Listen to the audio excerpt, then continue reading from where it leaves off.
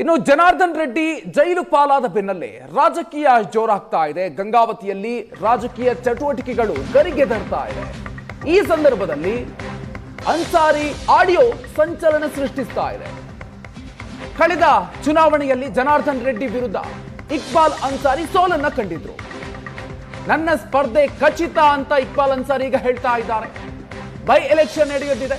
So ಈ ಸಂದರ್ಭದಲ್ಲಿ ನಾನೇ ಗೆಲ್ತೀನಿ ಅನ್ನುವಂಥ ವಿಶ್ವಾಸವನ್ನ ಇಕ್ಬಾಲ್ ಅನ್ಸಾರಿ ಹೇಳ್ತಾ ಇದ್ದಾರೆ. ಬೈ ಎಲೆಕ್ಷನ್ ಅಂತ ಮೂರು ಪಕ್ಷಗಳು ಕೂಡ ಚಿತ್ತ ನೀಡ್ತಾ ಇದೆ.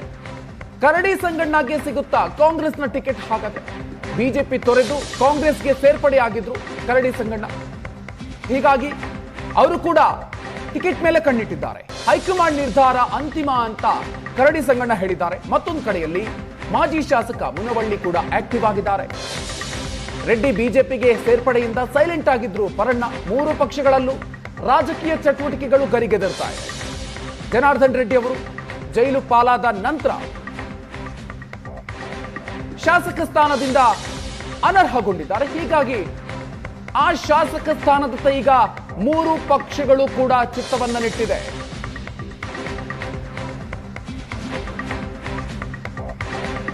ಕಳೆದ ಚುನಾವಣೆಯಲ್ಲಿ ಸೋಲು ಕಂಡಿದ್ದಂಥ ಇಕ್ಬಾಲ್ ಅನ್ಸಾರಿ ಅವರು ಈ ಬಾರಿ ಬೈ ಎಲೆಕ್ಷನ್ ನಲ್ಲಿ ಕಣ್ಣಿಟ್ಟಿದ್ದಾರೆ. ಗೆದ್ದೆ ಗೆಲ್ತೀನಿ ಅನ್ನುವಂತಹ ವಿಶ್ವಾಸವನ್ನು ವ್ಯಕ್ತಪಡಿಸ್ತಾ ಇದ್ದಾರೆ. ಬಂಧುಗಳೇ, ನಾನು ಹಿಂದೆ 2023ನೇ ಇಸ್ವಿ ಚುನಾವಣೆಯಲ್ಲಿ ನಾನು ಹೇಳಿದ್ದೆ ಗಂಗಾವತಿ ಹಿಂಗಾಗುತ್ತದೆ ಅಂತ ಹೇಳಿ. ಈ ಒಂದು ಪರಿಸ್ಥಿತಿ ಬರುತ್ತೆ. ಗಂಗಾವತಿ ಅಭ್ಯರ್ಥಿಗಳು ನಾವುಗಳು ಗೆದ್ದರೆ ನಾವು ಗಂಗಾವತಿಯಲ್ಲಿ ಕೆಲಸ ಮತ್ತು ಅಭಿವೃದ್ಧಿ ಮಾಡಲಿಕ್ಕೆ ಸಾಧ್ಯವಾಗುತ್ತದೆ. ಬೇರೆ ಊರಿಂದ ಯಾರಾದರೂ ಬಂದು ನಿಂತರೆ ಅದು ಅಸಾಧ್ಯ.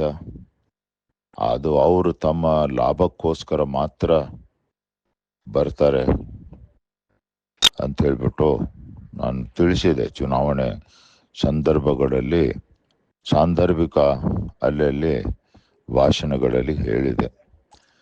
ಅದೇ ತರನಾಗಿ ಆಗಿದೆ ಬಂಧುಗಳೇ.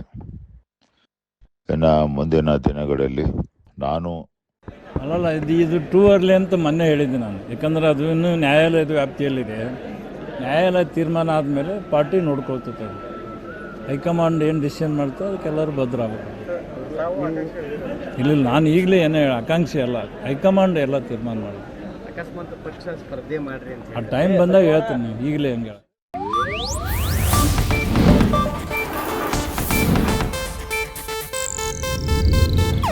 ಇದು ಏಷ್ಯಾನೆಟ್ ನ್ಯೂಸ್ ನೆಟ್ವರ್ಕ್ ಪ್ರಸ್ತುತಿ.